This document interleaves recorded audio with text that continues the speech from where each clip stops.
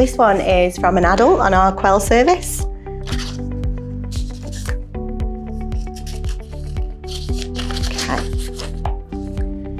So, hi Dr Kerry.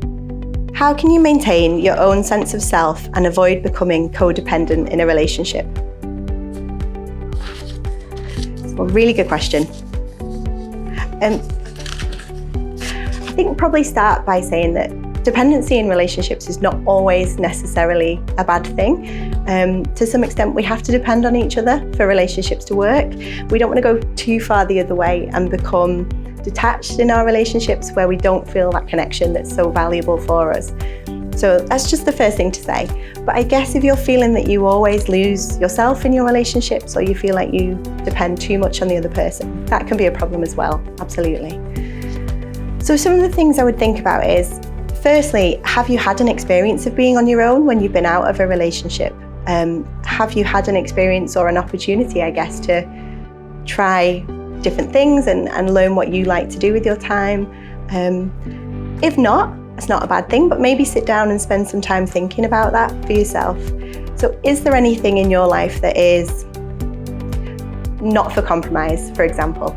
So in a relationship, you might suggest that you want to have a coffee with a friend, or you want to make sure that you see your family once a week, or you want to make sure that you protect some time for a hobby or an interest or something like that. Or it might be something like keeping your finances separate, because that might feel like a really clear boundary for you as well. So have a think about what your non-compromises are in a relationship. And then have a chat with your partner about it. If they are supportive of that, then that's fantastic. And hopefully they will encourage you to keep that space for yourself and have your own things in your life as well. If not, then you might want to try and understand why that's difficult for them, and have a bit of a conversation between the two of you about what that can look like and where there can be compromises there. But make sure to protect some of that time for yourself.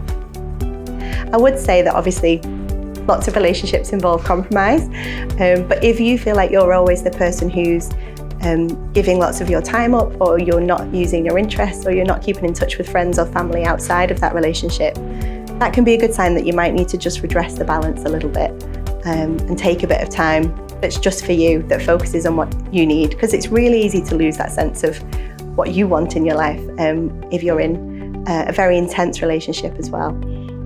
So have that on the table from the beginning if possible with your partner, but if it's not been, then see if there's a way that you can bring it up and have a conversation about making that time for yourself.